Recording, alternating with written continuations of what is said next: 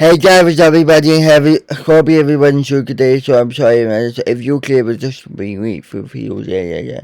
So today's this video going reaction to today's video, Rebooted MCU Phase 8. Portrait number set is Winter Guard, yes. So today this video going to reaction. So yeah, so 1, 2, 3, reaction. Hello everyone and welcome back to Rebooted MCU. Today we're here with Rebooted MCU Phase 8 Part 6. I'm not going to waste any more time with the intro. Let's jump into the project that covers a team that I'm sure not many of you are familiar with, but I hope you'll come to enjoy after this project. The sixth project in Phase 8 is Winter Guard, and it takes place in Universe 2037. The project opens as we see a figure walking through a pitch-black corridor, with the figure eventually revealing themselves to be Antonia Dreykov, aka Taskmaster, played by Rachel Taylor, who communicates with Russian Prime Minister Alexei Vazin, played by Yura Borisov, via an earpiece, attempting to gather as much information as she can about her mission. Vazin, watching Taskmaster on a big screen in his war room, reminds her that their deal was that she could avoid being handed over to the Americans if she agreed to go on covert missions assigned to her by the Russian Federation. No questions asked. As Taskmaster continues down the hallway, she is suddenly ambushed by an assailant dressed head to toe in black clothing, resulting in a quick hand-to-hand fight that results in Taskmaster being shot in the head, killed on impact. Suddenly, a mysterious voice cuts into Vazin's feed, asking if he truly thought getting the prize would be easy. Vazin growls at the unknown figure, saying that he fails to understand why forcing his own men to partake in some sadistic game is more valuable to him than billions of ruble, causing the man to remind Vazin that he used to be a hitman, but now he wants to have fun when completing his deals, especially when he knows how much someone wants what he has. The man encourages Vazin to send his best before hanging up, which causes Vazin to scream at his staff, telling them to bring him Dr. Kotov immediately. With this, we cut back to the dark corridor, as we see the man who is chatting with the Prime Minister, the crime lord known as Arcade, played by Dylan O'Brien, standing with the world-altering weapon, the Golden Serum, held firmly in his hand as the title card. I'm the greatest advertisement for the hottest new super drug that makes you effortlessly beautiful.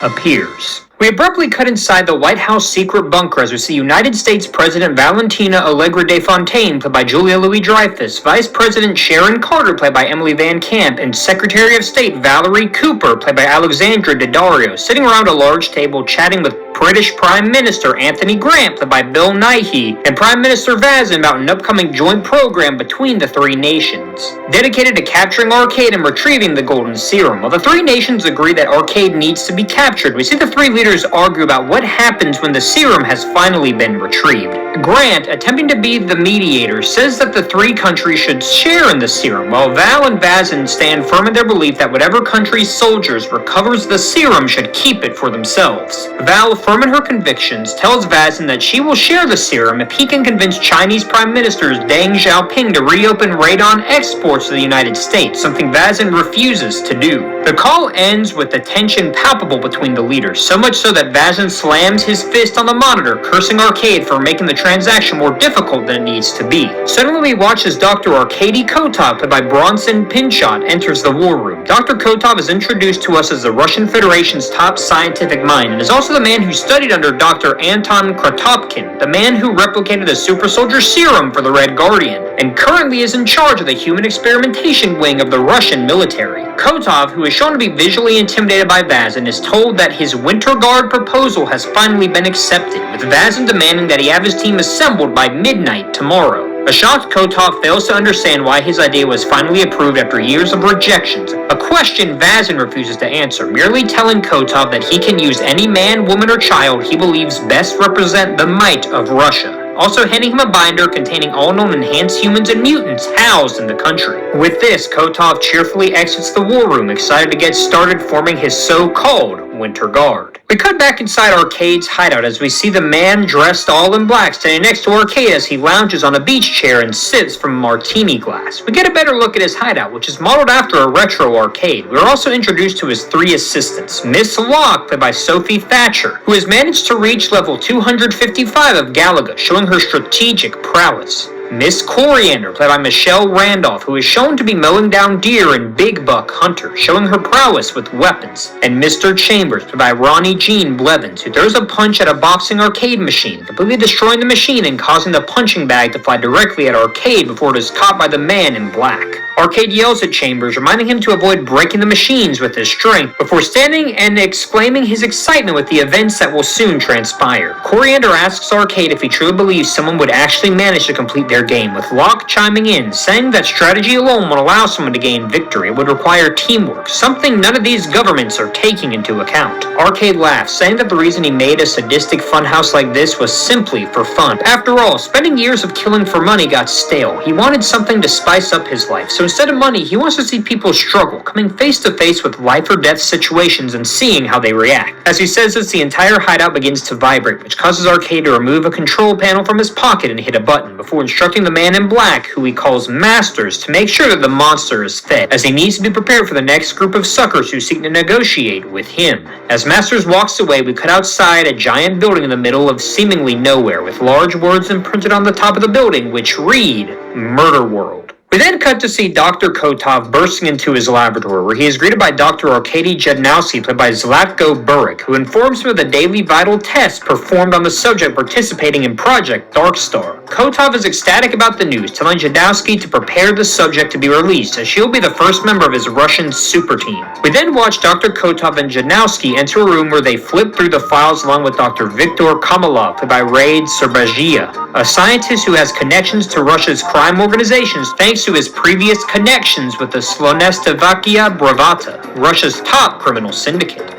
After the men spend a few hours flipping through the list of powered individuals, they settle on 5 that they believe would make good additions to their team along with the Darkstar test subject, with Kotov calling for the men to get their targets to the laboratory by tomorrow morning at the latest. Then as Kamalov gets approval to bring in the subject using any means necessary, the men head out as the scene shifts to the following day as we see Elena Belova, aka Black Widow, played by Florence Pugh, lying in bed. She is suddenly woken up by the sound of a thump in the downstairs of her tiny house, but as Yelena discreetly attempts to find what caused the disturbance downstairs, she simply finds Alexei Shostakov, aka Red Guardian, David Harbour, to make the two breakfast. As it turns out, Alexei and Elena have been living together since the events of Black Widow, but their lives have been relatively quiet since. Both have struggled to find work and have found it difficult to cope with the departure of Melina, who moved to Moscow to serve as the chief architect for a private military arms dealer. As Alexei and Elena sit together, they awkwardly attempt to make small talk, with Alexei asking Elena where her dream vacation would be. Suddenly, we watch as gas begins filling the apartment as flashbangs stun the two heroes, as they suddenly begin to feel woozy. They catch about 4 to 5 men entering their home before they both black out, as the screen also fades to black. Elena awakens sometime later, trapped inside a clear container of sorts. Freaked out by her surroundings, she begins banging on the walls of her prison, hoping to get the attention of someone. At the same time, he watches Vazin, Kotov, and Russian Minister of Defense Alexander Kaddy, played by Matthias Schnonartz, walk down a long hallway. Vazin commands Kotov for managing to gather the members of his Winter Guard in such a short amount of time, and asks for a brief overview of the members Vazin assembled for the mission. With this, we watch as the trio begin walking past containers, similar to the one holding Yelena, as we are given an overview of the members Kotov and his men managed to gather. Mikhail Ursus, played by Oliver Richards, a mutant who is given the name Ursa Major for the powers he gained from his mutation. He was a member of the military special forces before his alcohol addiction caused him to be dismissed due to his unruly behavior. He would return to his home in Pylos, and when his powers awakened during the Zoloto Padat, the term the Russians used to describe the Golden Awakening, which translates to the Gold Fall, which resulted in the death of 10 men who he was drinking with. He has been locked up in prison since, but has gained a reputation for being the most physically imposing man in the White Swan prison.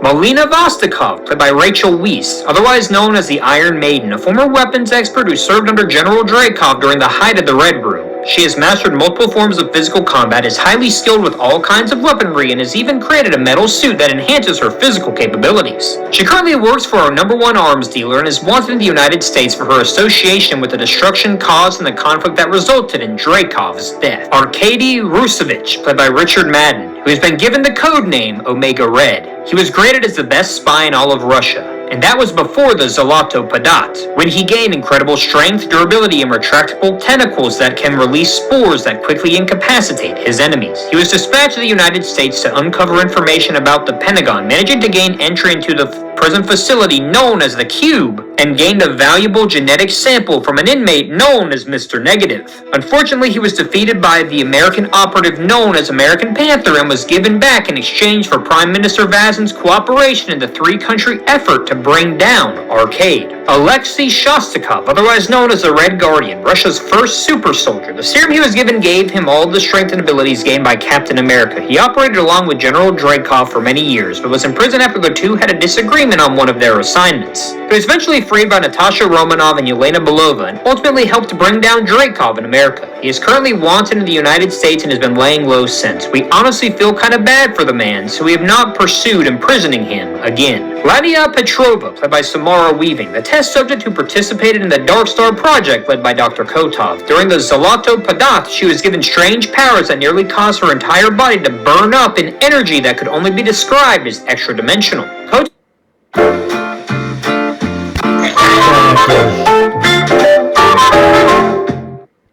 Go curate for cash on Vinted. Don't use it, sell it. Kotov agreed to save the woman, using this as a chance to create another Russian super soldier in the process. Through Kotov's extensive research and the DNA sample gathered by Omega Red, it was discovered that Dark Star draws her powers from an extra-dimensional source known as the Dark Force, the same source of power found in the DNA of Mr. Negative. But we were unable to gain intelligence as to how Mr. Negative got his powers or how his powers truly operate. We assume that Petrova will have similar abilities, but the extent of these is currently unknown. Yelena Belova, the woman who has taken up the Black Widow mantle from her sister Natasha Romanoff. She was trained in the Red Room as a child and participated in many covert operations for General Dreykov. After his defeat, she entered into a deal with then Secretary of Homeland Security Valentina Allegra de Fontaine to work as a covert operative in exchange for all charges being dropped stemming from the Dreykov incident. She would eventually betray Val and have a large bounty placed on her head, but this would not stop Belova. She would visit the United States again to aid in the mass terror attack on New York, joining a team the Americans referred to as the Defenders. She has been working odd jobs here in Russia since. As the overview of the team finishes, we watch as the cages of the captured heroes open as we hear Janowski ushering the group into a makeshift conference room, also informing them that while they were unconscious, chips were planted inside their neck, chips that will send an electric shock down their spine if they step out of line, and if things get drastic, the chip is also capable of creating a shock so powerful it will leave them permanently paralyzed. As the group enters the room, watch as Alexei attempts to make awkward small talk with Melina while we see Ursus begin to exhibit a nervous tic, something that catches the eye of Petrova. As the group takes their seats, Minister Caddy gives them a rundown of their upcoming mission, first congratulating them on joining Russia's new superhero team, the Winter Guard, an announcement that causes the overzealous Alexei to stand and cheer with excitement. Caddy defines the group as the Russian answer to the Avengers or Canada's new team, Alpha Flight, a group of heroes who will seek to protect Mother Russia whenever she finds herself vulnerable, while engaging in strategic operations to aid in building a better future for Russian citizens. With Vazin chiming in to say the group's first mission will be to infiltrate and recover the golden serum from the notorious mobster, Arcade. This revelation causes Yelena to say that it sounds like the group is nothing more than the Prime Minister's personal squad of expandable pawns who he sends to fulfill his dirty work, a notion that causes Vazin to smile, saying that he sees why Val liked Yelena so much, winking as he sits down. Minister Caddy then gives them a rundown of their assignment, and more importantly, additional information on the man they are targeting, Arcade. Arcade was a man born into wealth, but murdered his father at a young age. Because of this, he was taken in and raised on the order of Giuseppe Nefaria, and became a hitman for the Maggia, prior to the organization being driven underground due to the rise of Wilson Fisk. During this time, he would leave the group and garner a reputation of being not only a skilled assassin, but someone whose brains might have outshined their brawn, being able to pull off difficult heists with relative ease thanks to its creativity and airtight planning, something that the world saw firsthand when he stole the golden serum for the United States. After a while, he grew bored of the mercenary life and decided to start having fun. Fun, in his case, came in the form of sadistic buildings known as Murder World. Instead of accepting money during his deals, his one requirement would be to send someone to participate in his Murder World game, which turned out to be a living death trap that only the most skilled and prolific assassins, agents, and soldiers could survive. This very trial will be the Winter Guard's first test, but as this announcement is made, we watch as Ursus begins to shake uncontrollably and begin begging for vodka. Some of that causes Janowski to begin shocking him repeatedly before Petrova stands and asks if they can please give Ursus vodka, as he is showing signs of withdrawal, something she saw firsthand from her father. Ursus is eventually given a bottle of vodka to subdue him, which causes him to thank Petrova as we see the first signs of romantic interest between the two. However, as Minister Caddy gets ready to continue his presentation, he is interrupted by Rusevich, who says that he understands that they are walking into a death trap, but wonders what part of Russia this murder world building is located in. If they wanted the serum that bad, they could just send in an army of tanks and soldiers to take the serum by force and through intimidation. This is when Caddy makes the revelation that changes everything. The murder world in question is not in Russia, but is located in a remote part of Liverpool, United Kingdom. This causes a group to erupt in angry bickering, with Melina asking Vazin how we can expect to send a paramilitary force into a foreign country without facing consequences, and Yelena adding that this would cause a massive international scandal. This causes Vazin to stand and shout in frustration, admitting that this was his only choice. He never wanted Russia to be perceived as weak enough to require a super team like the Americans and the Canadians, but he has to do whatever he can to get his hands on the golden serum, especially if it means gaining the upper hand on President Val. He offered Arcade billions, yet his sadistic need for entertainment could not be quenched by cash. So here Russia finds itself at the mercy of a blood-hungry killer with only a ragtag group of forgotten and discarded heroes as its last hope. Unable to read the room, Alexei stands and gives an impromptu speech, talking about how much of an honor it is to represent Russia, recalling his experience as a Red Guardian attempting to rally the group behind his message. And while awkward, it causes most of the room to clap,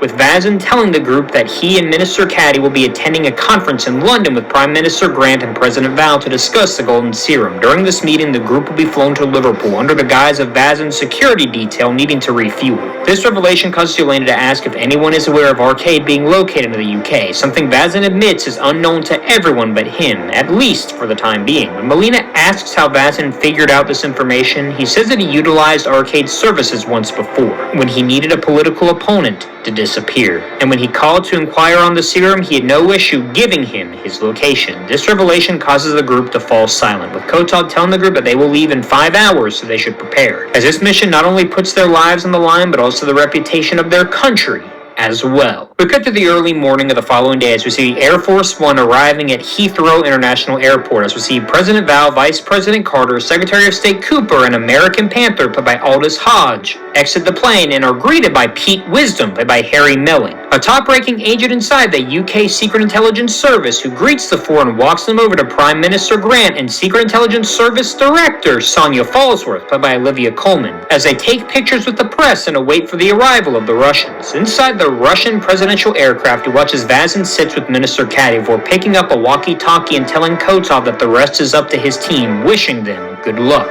We then cut inside a jet flying near the aircraft as we see Winter Guards sitting and preparing for their mission in Liverpool. Alexei awkwardly attempts to talk with Omega Red, who refuses to chat, saying they should all enjoy the last hours of peace they have before it is all over. Melina and Yelena sit awkwardly while Petrova watches Ursa gulp down vodka. He stops drinking to thank her for the assist earlier, mentioning that his body can't handle prolonged periods of time without alcohol, telling her all about his stories of fighting off other prisoners to get more. He watches a presidential aircraft lands, with Wisdom once again leading Vazin and Caddy to the group as we see Falsworth speaking to an earpiece, telling someone with the last name Braddock to follow all the jets sent by the Russians and to monitor their activity. Back on the jet, Kotov tells the group how proud he is that his idea finally came to completion, sharing that he wanted the group to be a symbol for Russia, something for their citizens to be proud of and support with pride. And if this mission is the first step in making that happen, he hopes that their mission is a resounding success. As the group heeds these words, Kotov makes the announcement that they have begun their descent towards Murder World.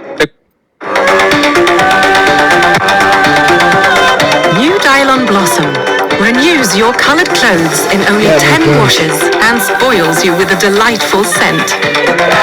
New? No. Washed with Dylon.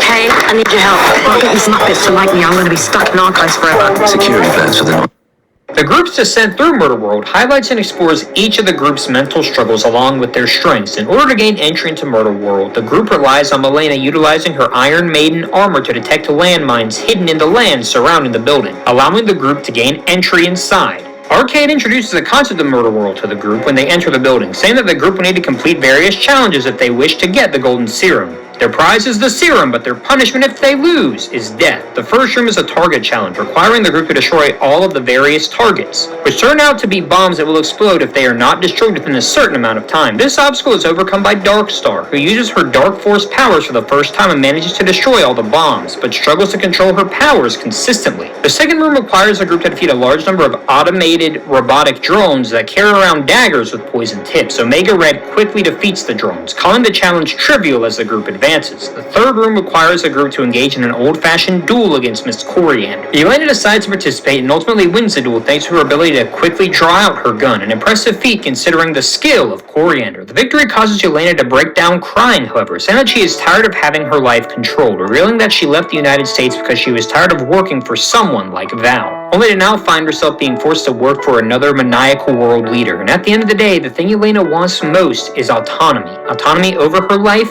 her decisions, and her future. Alexei and Melina attempt to comfort her while Ursus and Petrova stand awkwardly. Omega Red charges forward, however, telling the group that they are nearly done and saying that emotions have no place in their line of work. As the group walks into the next room, Petrova talks to Yelena, empathizing with her about her struggles with autonomy, and opening up about how she felt following her mutation's manifestation. Petrova reveals that her mother died as a result of giving birth to her, causing her father to fall into a deep depression and becoming an alcoholic. Even as a young girl, Petrova helped her father overcome his addiction, which helped motivate Petrova to have a lifelong goal of becoming a medical professional, capable of healing people from the inside and out, so nobody would ever have to deal with the pain of seeing their loved ones suffer again. Yelena smiles and thanks Petrova as the next phase is revealed to be a timed mind game against Miss Locke, with the two combatants being trapped inside a tank being filled with water. The first to finish the game will be freed and have the water drained from their tank, while the other will drown. The person chosen for the game is Alexei, despite protests from both Yelena and Melina. In a shocking twist, Alexei manages to outsmart and complete the mind game at the last minute, but as he is free from the tank, he snaps at the group, yelling at them for being just like the rest. Alexei unleashes his inner struggle with self-worth. He was a proud man who wore the colors of his country and fought for them as a super soldier, only to be thrown away in a prison. Everything he was proud of, lost, or even used to mock him. Everyone viewed Alexei as being stupid, or like a simpleton living in the past, but to Alexei, this was a coping mechanism, coping with the pain of having his accomplishments and pride swept under the rug by the very people who stuffed him with chemicals. Yelena and Melina comfort Alexei as the group move on to the next room, which is an arm wrestling contest with Mr. Chambers, the loser of which would have their arm cleaved off.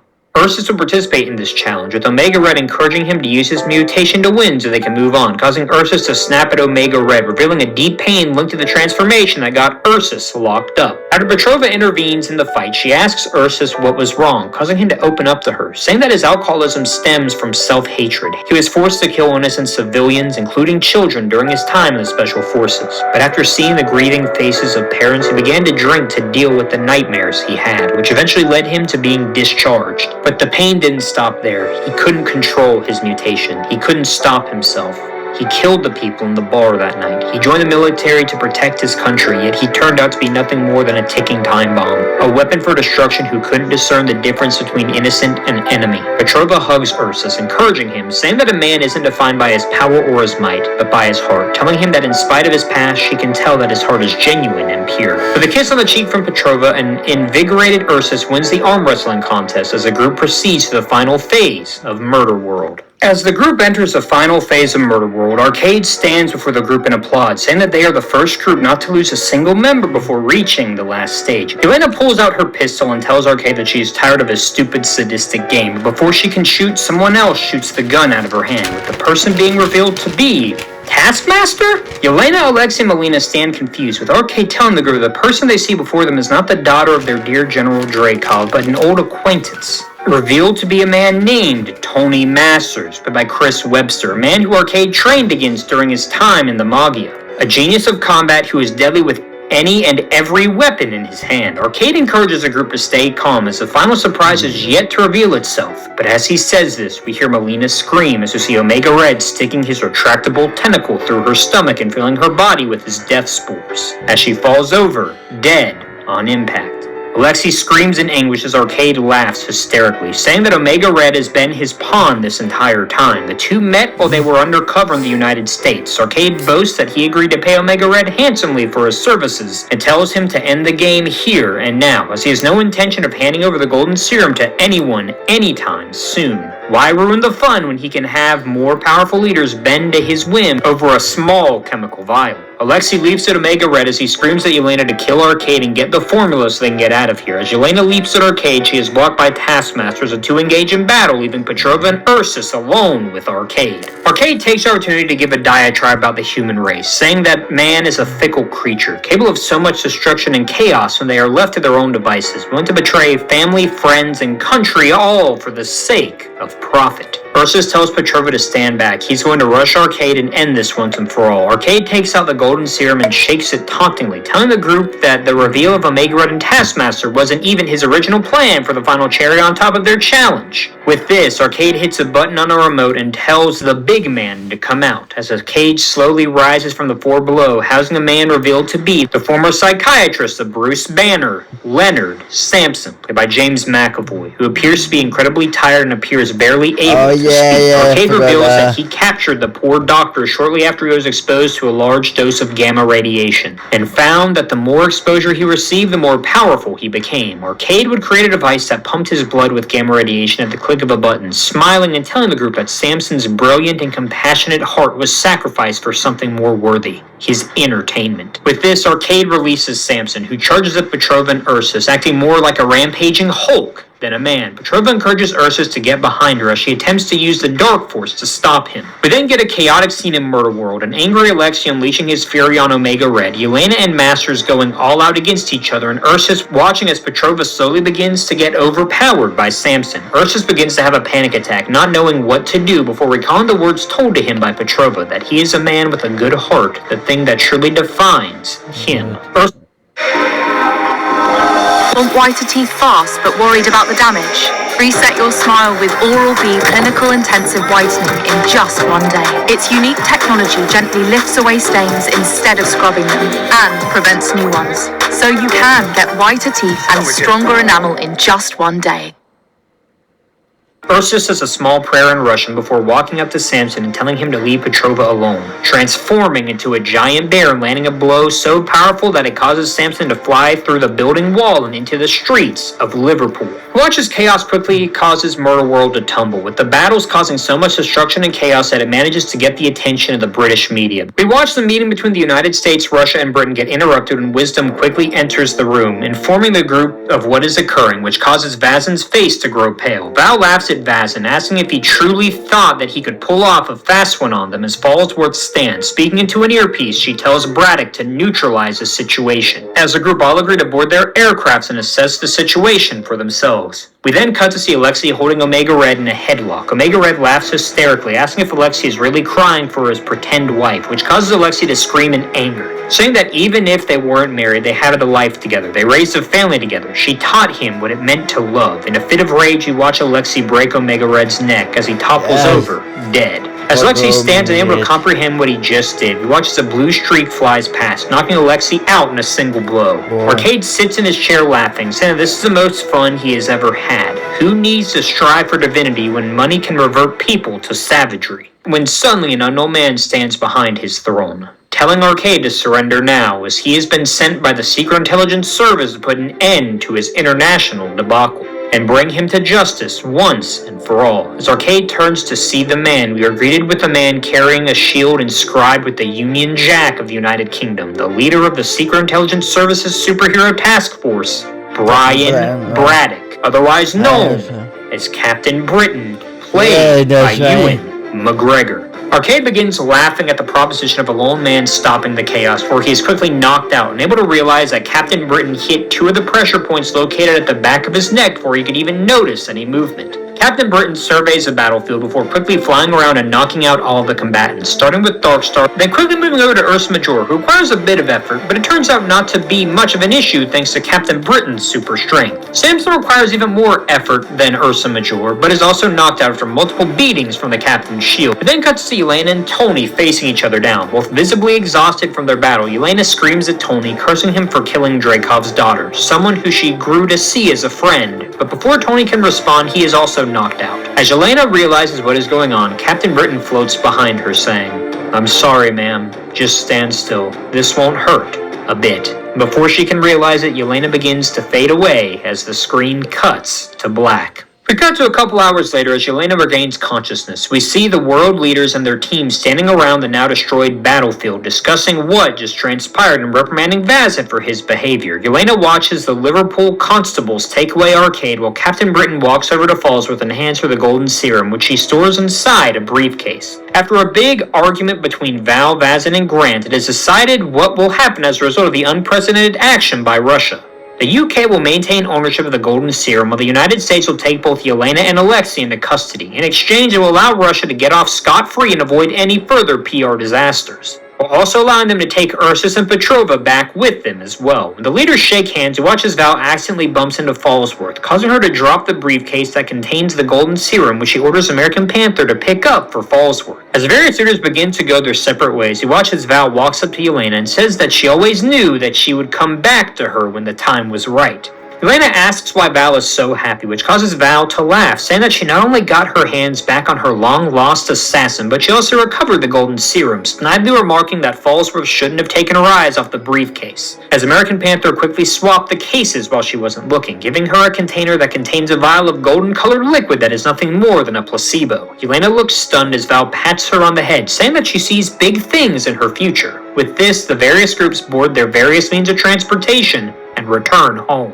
We cut inside the Russian presidential aircraft as we see Vazin gulping down as much vodka as he can, screaming at Minister Caddy and Kotov about the PR disaster that is about to happen when they return home. Even worse, they didn't even get to bring Arcade or Samson with them. Arcade is being kept in Britain while Samson is returning to the United States. Ursus and Petrova sit at the back of the aircraft in total silence, the two holding hands, not aware of what awaits them when they return home. As Vazin finishes his vodka and asks for another, Caddy turns on the news, something that immediately catches Caddy's eyes, as he rushes over to get Vazin to watch. Much to Vazin's surprise, the Russian news did not make the event out to be a PR disaster for the country, but rather a showing of Russian strength by Vazin, who sought to send Russia's best to take down the international mobster Arcade. Vazin watches as a reporter interviews various civilians, who all say that they feel a great sense of national pride seeing heroes from their country fighting for them on the world stage. Also showing a little girl saying that she feels like she can sleep safely at night knowing that the big teddy bear is protecting her. Vazin immediately jumps up, screaming in excitement, telling Caddy to schedule an emergency surprise press conference when the plane lands, ordering Kotov to fix up both Ursus and Petrova, as things just worked out, after all. A few hours later, we watch as Vazin addresses the nation, with Ursus, Petrova, Caddy, and Kotov standing behind him. Vazin notes that he and Dr. Kotov are committed to showing the world the true strength of Russia. And after the villainous Arcade chose to taunt the United States, they knew Russia must be the one to bring him to justice. The project ends with Vazin reframing the events of the project as a planned and coordinated military strategy, saying that while members of the team were disposed of or taken away in the valiant fight for their country, this is just the beginning, as the Winter Guard will continue on and show the world the true power of Mother Russia. And as Ursus and Petrova turn to each other with concerned looks on their faces, the project ends as the screen fades to black. Yes! Woo!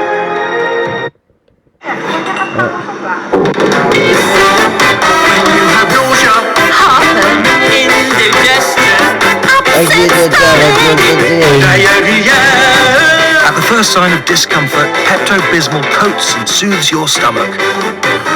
Pepto-Bismol. Pink does more than you think. Yes. Vision.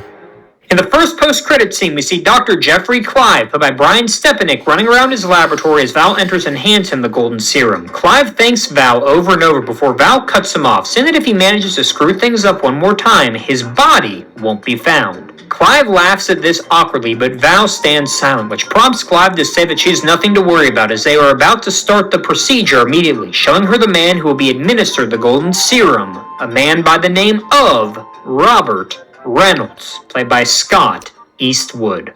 In the second post-credit scene, we see Pete Wisdom sitting inside a conference room drinking a cup of tea and reading the newspaper, which chronicles how Captain Britain stopped the Russian thugs and got the golden serum for the UK. We then watch as Fallsworth and Braddock enter the room, with Fallsworth praising Braddock for his remarkable work out on the battlefield. Peter interrupts Falsworth, saying that the lab results for the golden serum should be completed within the hour, but Falsworth cuts him off, wanting to know the full depths of the power Braddock gains when he uses the Amulet of Right. Braddock cuts Falsworth off, asking if she truly thinks it's a good thing that the entire world now knows that Britain has a super team of their own, something that causes Falsworth to laugh, saying that flexing a little on the world stage never hurt anyone. As she says this, he watches the door to the room opens and an unknown man enters. He is eventually revealed to be Dane Whitman, aka the Black Knight, played by Kit Harington, which causes Wisdom to perk up, saying that he needs to go over Braddock and Whitman's next assignment. As he pulls some papers from a folder sitting next to him, the camera begins to see the title Excalibur written on the front of the folder. And that is Winter Guard. Yes, the entire international scandal has... That's the Winter Guard.